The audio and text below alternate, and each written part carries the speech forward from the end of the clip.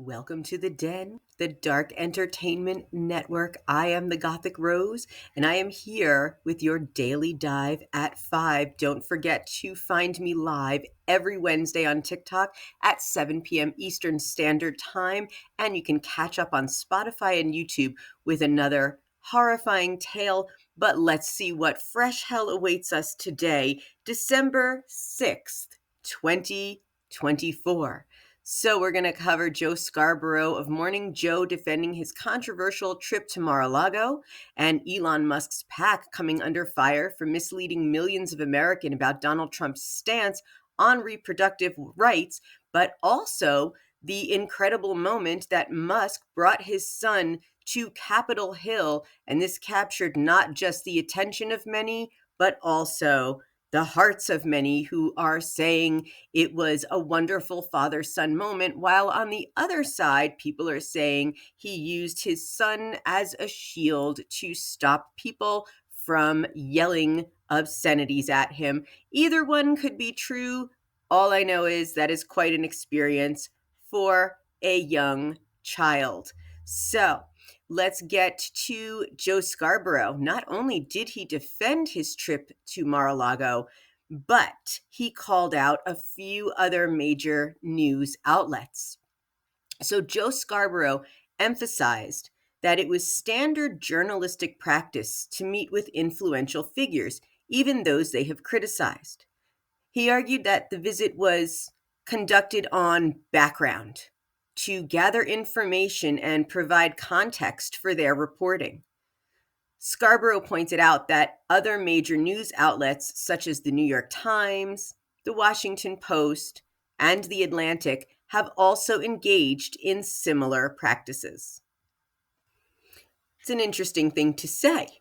Scarborough and his co-host, Mika Brzezinski, faced backlash for the trip, but they maintained that their transparency about the meeting set them apart from other media outlets.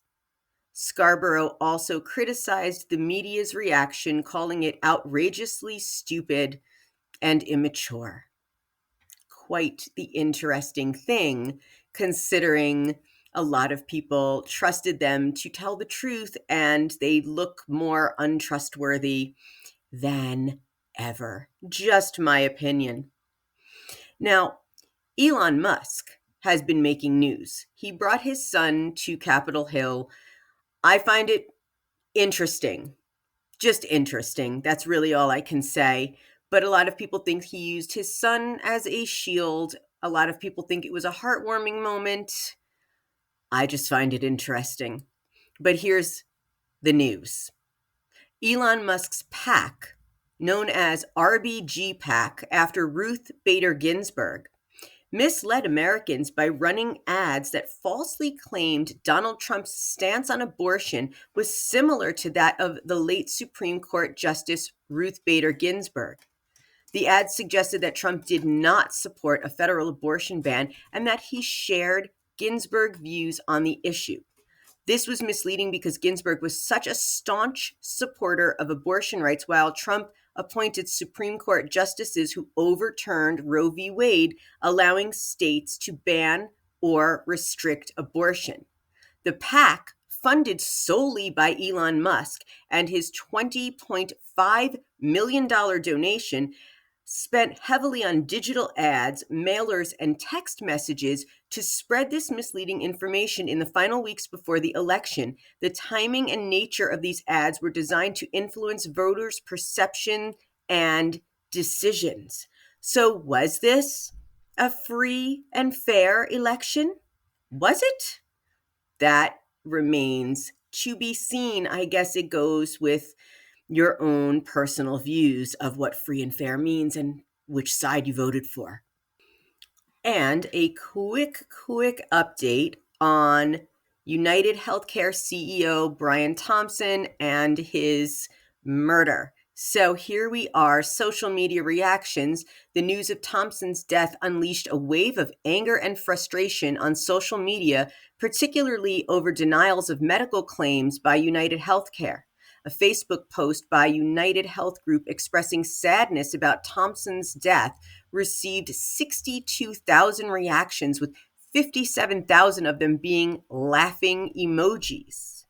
The NYPD has released photos of the person of interest who was seen at a New York City hostel, who was also just seen on camera putting a mysterious object on top of a trash pile. The individual lowered his mask during a flirtatious moment with a hostel clerk, providing a significant clue for investigators. The suspect is believed to have traveled to New York by bus from Atlanta, indicating premeditation. Investigators found shell casings with the words delay and deny written on them, possibly referencing a book critical of the insurance industry and their tactics. The suspect used a silenced gun, which is rare, and has shocked law enforcement. The murder has highlighted complex challenges companies face in protecting their executives, and this has led to increased security measures for other health insurers. Yes, let's protect the rich whilst making the poor poorer.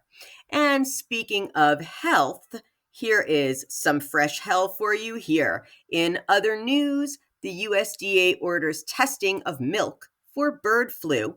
Yes, bird flu has been found. The USDA has announced a new federal order requiring testing of national milk supply for bird flu. This measure aims to quickly identify affected dairy herds and prevent the spread of H5N1 among livestock. So that strain gives us bird flu, and they want to take away some of these federal protections that we have for that and let everyone get bird flu, it seems. Now, the U.S. Court of Appeals upheld the TikTok sale law. This should get interesting. A U.S. federal appeals court upheld the law requiring the Chinese-based ByteDance to divest its popular short video app TikTok in the United States by early next year or face a ban. This decision is a significant win for the Justice Department and opponents of the Chinese-owned app. Interesting. Bitcoin hits 100,000 and it has surged following President-elect Donald Trump's victory.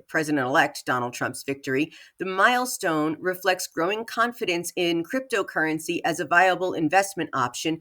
I think it's going to tank the dollar, but that's just me. Syrian insurgents capture central city of Hama.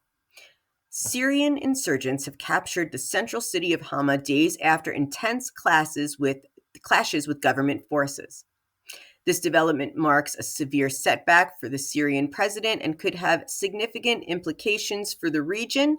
And over in France, President Emmanuel Macron has vowed to stay in office until the end of his term in 2027, announcing that he will name a new prime minister within days, and this comes after a no-confidence vote that toppled the government. So maybe it's just time for all the governments to topple. Maybe none of this is working out because it's all bullshit and lies. What do you think? Let me know. Thank you for tuning in to the Daily Dive.